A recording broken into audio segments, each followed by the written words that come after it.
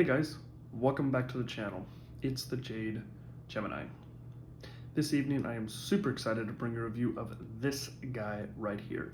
This is the brand new Casio G-Shock GD-B500S. And today what we're going to be doing is we're going to be talking about what I like, what I love, what I dislike, and if it applies, what is rubbish about this new watch right here. Before we're going to do that, though, let's get some size comparisons out of the way, which is a big thing here, I think, right off the bat, which with the newest watch that I'm going to call the Squashed Square. Hope that sticks. But first, let's go and get the sort of new boy that's been the ever popular watch and really has started this new sort of craze with Casio sort of being revamped. They've always been amazing, but with the G-Shock brand, and we are talking about, of course, the Casioak, or the 2100. So as you can see, this watch itself lug to lug, which is kind of hard to see because it's clear. Here's the lugs. Lug to lug is pretty similar between the two watches. It is a little bit longer for sure, though, on the Casioak. But the main thing, of course, here is that width that you can see here, just overall, with the watches themselves. And then when you look at the side by side on height, they're just about the same.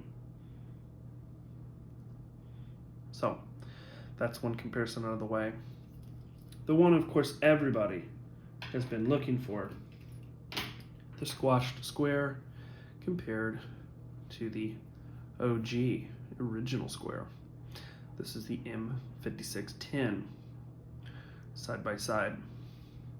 So you can see here, definitely there is more width and a different look for sure. So that classic integrated into the lug sweep design that we're so used to, that sort of, Gerald Genter-esque, not exactly, but again, it's taken in that same way of a integrated looking bracelet. This new art style or design language, which we'll definitely get into. But you can see with here, we'll be coming back to this watch a lot, but that's some size comparisons out of the way. Let's go and jump right in. So the first thing that I do like here is just with the watch itself, I do like that design a lot. I feel like very recently Casio has sort of changed up their design a little bit. They did have a situation where when they were making their watches itself, it was something that it was really bulky. Let's add on, let's screw in rubber on carbon fiber, and let's make bulges and big old buttons covered by rubber and everything like this. And here more recently, with some of their designs that they've come out with, they've sort of toned that back and went to a little bit more of the simplistic. Instead of all these humps and bumps and grumps, you have this flat, like this, a little bit more simple, right? Just angled on the sides. Again, just sort of angled here. But it's that sort of devil in the details. There's a lot of detail that they've put in, which is something that I just absolutely adore with these designs themselves. This sort of plate that's been installed on the front with a case of the watch underneath, protecting that case by the actual rubber itself. You also have rubber guards that hit from the edge now as well, with this sort of mid bracket that connects the strap here to the actual case. Really, really cool design, but also helps with that shock absorbing from side blows instead of hitting directly into the case itself and the way that everything snaps on. Then you have a sort of more traditional looking strap here. Now this is probably about a 16 millimeter, pretty small, so I really wouldn't say to put this on like a NATO strap. And it would also hang down like straight across if you were to do that. But again, it just sort of gives this really cool design, but you still get that classic U-shaped bend that is what Casio is all about, that helps with shock absorbing, so you could never hit the back of a G-Shock when you accidentally drop it on the ground. That back plate is nothing that is really new though. If you look at it, very much similar. You got the 4 screws, so you can maintenance that battery on the inside when it is time to, but you're still getting an excellent 200-meter water resistance here. As you can also see, there's some other things that it says here: accelerometer sensor, step tracker, Bluetooth. So we've got a little bit of different things going on here. And that's the next thing. Something just to like, this does have a step tracker in it, which we'll talk a little bit more about, but in short, that's an added feature. Now, is that the biggest feature in the world for someone like me that wants a G-Shock to be more of just the sort of dumbest version of a smartwatch that I need, that can just like track the time, or, you know, go ahead and cook pasta, or track my break, right? Or when my kid's in timeout, you know, have a countdown for 2 minutes until the timeout, you know, goes off, or something like that, right? That's really what I'm looking for. I don't need the whiz and bangs, and I have emails and everything like that. But again, it's nice to say, hey, I'm having these same features. Why not put this in and have it where you can use that for other people? Now, as we're talking about that, you get another thing that I like. You get all the G-Shock goodness here. So as you can see, you have the time. Next, you go ahead and have a stopwatch, standard or fair. Kind of different, beeps 3 times, kind of fun, right? To let you know that you've started a timer. And a long beep to end it, and then a reset. So not just beep, beep, beep like the standard Casio. They're kind of playing around and making things a little different, but we'll continue. The next thing you do have is a record function.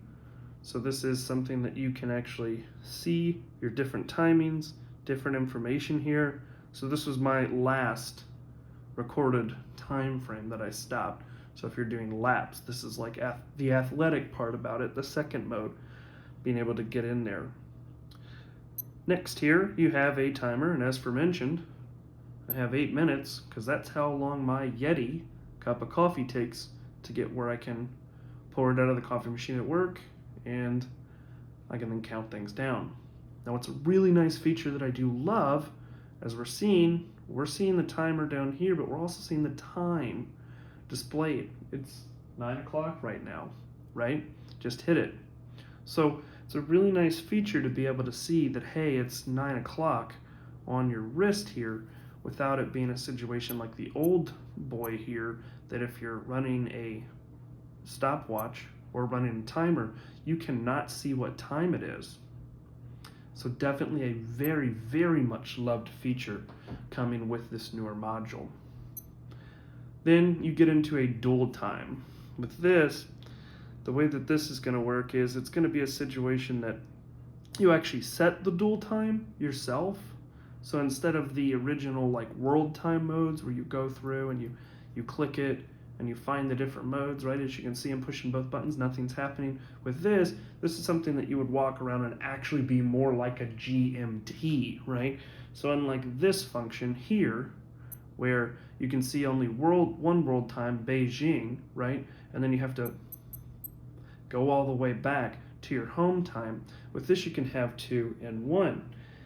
Kind of working in a similar fashion to something like what the Casio has, where you could have, right here, I got it set to UTC, so I have my home time here and the second time zone here. So they're just doing it in a little bit of a different way. Now what you saw me do there on the Casio is another amazing feature that I do love with this watch as well, and that is the quick change back to home. You just saw that was alarm right there, but if you press and hold, so even if I go just 1 in, I needed to stop something and then I'm done, I press and hold, and now it's taking me back to my main menu of functions here. So really cool things. So, you know, again, just kind of going through, it's sort of those basics, but with a little added flair. Now, another thing to love here is, of course, how does this thing sit on the wrist? Well, it feels very familiar G-Shock, but it feels very unfamiliar in the same way because of how thin it is on the wrist. You see it cinches down nice and tight on the wrist and wears pretty slim like you would normally a G-Shock. And it clamps down, boof, to the wrist really nice, proudly having it mounted without it needing to be too tight. So a really nice feature as well. But again, you're getting quite the smaller width, which is something that you feel on the watch itself. You just have a little bit more free movement, and it's definitely something that feels really nice. So I really, really like the way this looks. Again, it's like a fresh look, but I still feel like this is really, really coming from a square family, not just something that sort of resembles it, but I do feel like this is going to be a very, very popular watch. I really hope that it does, and more colorways, and maybe even some solar comes down the pipeline. Now, of course, some other things that I do love is the excellent backlight that you see. Completely illuminates the whole entire front, really, really bright, even in a daylight. And I think that's the main thing. I love the old Indiglow, right? But as you can see there, you can barely even see it. With this, even dead on, it is completely illuminating. So if you're in a situation where you walk into a room and it's a little dim, you can click that, poof, lights it right up. No problems whatsoever. It's a really, really great feature as well. Now, we'd be doing a disservice if we also didn't talk about the fact that this does have Bluetooth, and I'm going to bring in the app. So we're going to log into that. And so now we have our Casio app here, launched on the device. So we're going to tap on this device itself and go to the watch. Now I'm going to press and hold the mode button until you see it say connect up here, and a little tiny Bluetooth symbol is flashing there. Now on the watch, it's starting to connect on the phone. And so this does a couple things.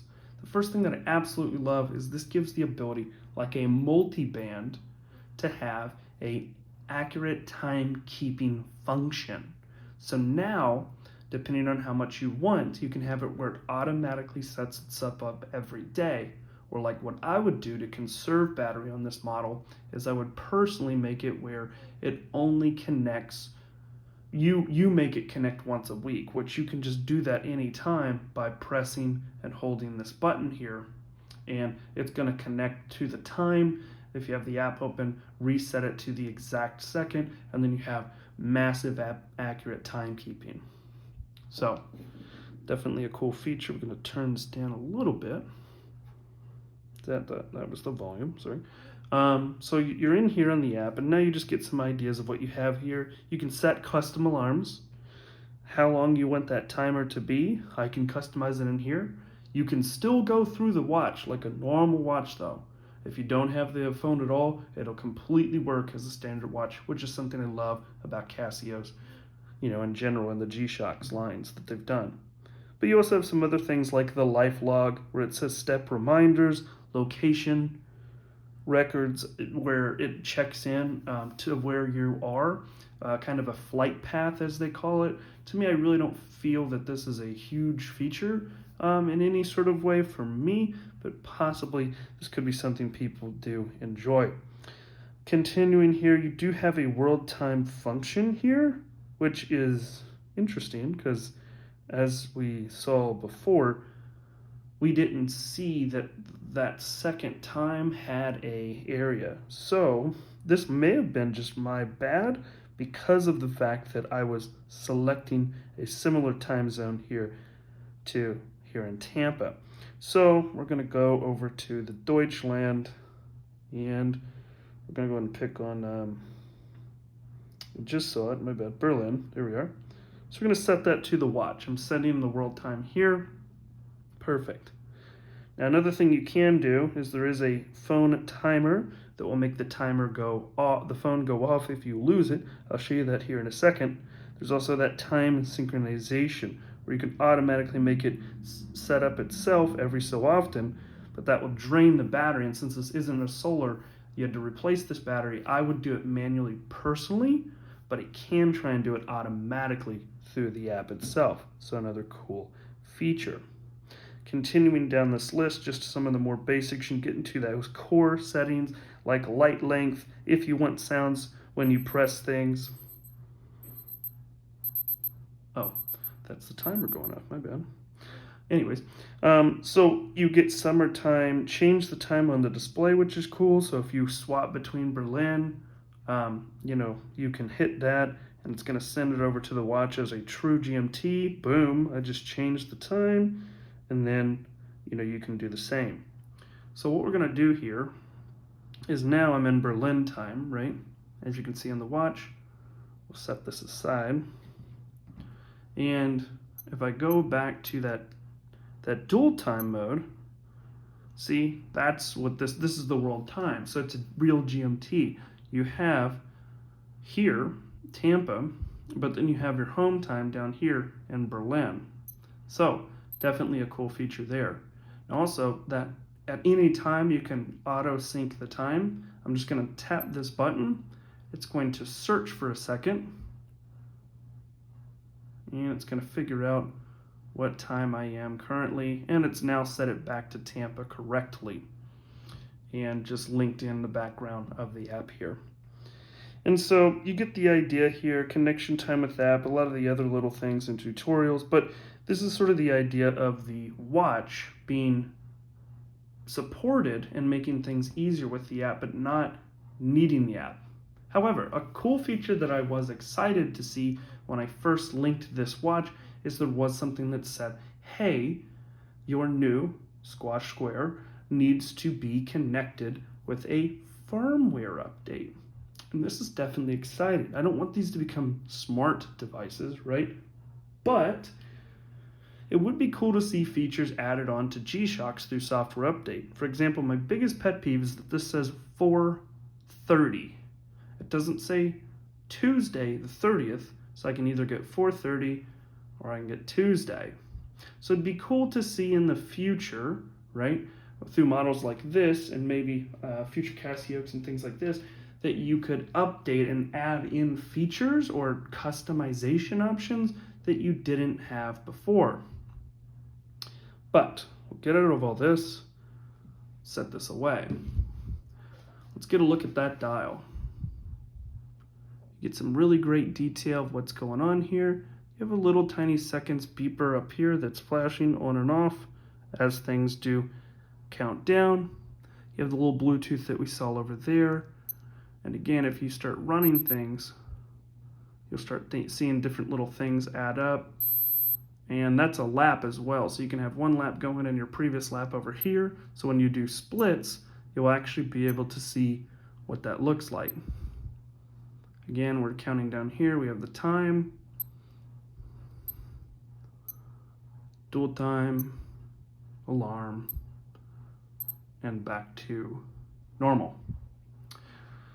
So lots of really cool things, a really fun size here, a really clear, crisp display that you do end up getting with sort of minimal distractions, anything like that, just little more classic G-Shock, just like a good old classic like this. There isn't too much going on, which is something to love, and in that same exact aspect or guise of the original G Square. So there's a lot to love here with this watch, and one that I am very excited for. However, there is some things that I will say, a little disappointing with this watch itself. So the first thing that I would probably say about this watch is that when using this watch itself, again, the whole step tracker thing can really be a duality. As long as you can turn it off, that's fine. But if it's wasting battery, draining in the background, really not something that's a big deal for me. I feel like a modern person, if you really want to get something that's tracking, you're going to get something like with the nip display that gives you like heart rate, steps, calories burned, like a lot more information than just hey, you had some steps. Hey, remember to walk today, right? That sort of thing. That's me personally. I could be completely off the mark here, but I feel like as a enthusiast of the watch industry and knowing where, you know, what I want, what I don't want, what the G-Shock owner wants, you know, barometers and thermometers and, you know, all this crazy stuff, right? Depth gauges, crazy techie tool stuff. You know, the fitness thing may be something that Casio is trying to get into. And I think bringing more people into the hobby is a good thing. But again, I don't know if that's just the right thing for me or most enthusiasts. Realistically, I mean, it is a Casio at the end of the day, so there isn't going to be too much to dislike about it. The one other thing I would say that I do dislike is this keeper. Whenever you're putting it on here, this catches and bends, and there's also just these really, really thin here. So I do like the buckle, how it looks like an actual like nice little buckle and it's plastic. But this I could see ripping, you know, getting caught. While this is like one big old piece, never gets caught, right? That's just more of a design thing. Well, that's actually like two little individual pieces here that gets caught up, and it's just really, really thin, and I feel like that will break, which is not, to me, in a G-Shock way of tough and not breakable, right? That sort of thing. But the main thing here that is rubbish, and why this actual watch is going to go back and I'm going to be looking to get a different colorway is, well, this. Okay, imagine if for a second I'm a southpaw. This watch is completely useless. You cannot see that time. And even dead on, it's pretty hard. Like this, I'm looking at the watch dead on, so it looks like this. Very hard to read. What you have to do is look at it from this angle, as if it's coming up on the wrist. Oh, I can view that perfectly. But that's so strange to hold your watch every time. You know, when I have a wristwatch, I want to look at it from different angles. Or the main thing about a G-Shock is that, you know, it's just a quick glance. I'm able to get the time clearly, right? Especially with the digital ones. In any sort of situation, I can get the time clearly. And if I'm in a low light situation, I can even angle that to pick up the light a little bit and get that clear time. With this, they use this big piece of plexiglass green to give this cool green colorway look. And it made it where, you know, unless you're holding the watch like this, or this, you can see it. But if you're holding the watch like, well, this, but, you know, again, you might just quickly peep up like this, or like that if you're a southpaw. This makes this completely useless, and practically completely useless in low light. I'm in pretty good light right now. In sort of low light situations, it was impossible with just one incandescent bulb in a room, right? Compared to this, it can be pretty dark and I still be able to see it. And with the lume and, you know, backlight function, the only way you can get out of that is to use that that backlight, which again, I don't use backlight as much as possible, just because I want to conserve battery, and, you know, honestly, most of the time you don't need it. So with this colorway, unfortunately, it's a humongous fail, and has been something that I've really had to say, hey, let me look at the bigger details. I'm a big G-Shock fan, right? Let me kind of try and look over this and just bring this as a little nod point towards the end. Another couple cool things that I did want to, you know, end up pointing out here is these buttons are a really cool design. On the bottom, they're actually shelved, so they couldn't be hit or knocked off, but they are opened up to the top. So when you go to press into them, they are so much easier to use, elongated and having that big shelf, than the good old-fashioned buttons that you have to dig your fingernail in to use, like the two G's that I have over here that are, you know, both siblings, right? Father and son from the exact same design type. This is definitely something a little bit new, but taking homage back to the original square, but just being a squash square, right? So overall, this watch is brilliant. I really do like it. I like that they are taking little tiny things, nothing that is groundbreaking or earth-shattering necessarily, but they're just getting it right. Little things like the little beeps that all differentiate themselves when you're using things like the timer. Things like this amazing dual time feature here that is really, really useful. It actually just set itself back, but again, I can set it up in the app itself or change a time zone to actually have a real GMT that I could walk around and know immediately what time is home, what time am I at right now, instead of having to constantly scroll back and forth, which is the point of a GMT. Quick, be able to have that. Again, I don't mind the fact necessarily that there is a step counter on here. It adds some versatility and could possibly take it where you don't need a smartwatch anymore. You get enough information of fitness from the steps as a step counter itself. Maybe that's the motivation that you need, but you don't need a full-on heartbeat sensor, which there are some other Casios in the range that do have those things if you want it. So again, nice little feature there. I love the design, the evolution that they are coming with here. It feels like it is nodding to the past, but they're not just directly copying and pasting from the past either. Overall, I think that this is a knockout design for Casio, and I can't wait to see them bring some other colorways into the mix, ones that call out to me maybe just a little bit more, so that I will definitely add a permanent one of these into the collection. So if you like the colorways that have come out, if you like the green one, be aware of this situation. It is not something I would recommend, but any of the other ones with the negative displays, and of course the natural display, is going to just be excellent. So definitely, if you want to go ahead and scoop one of these up and was wondering about it, I wholeheartedly recommend it. It is another amazing Casio, and I hope to see many, many more from these guys. Of course, I hope you ended up enjoying this review as I enjoyed making it. If you do have any questions, please go ahead and leave those down below, as I love fellowshipping with you guys, and I appreciate you taking time and watching this video. And there's so many amazing content creators you could be watching, and you've clicked on my little channel over here. Most importantly, I hope everybody has a fantastic rest of your week. Stay safe. Peace.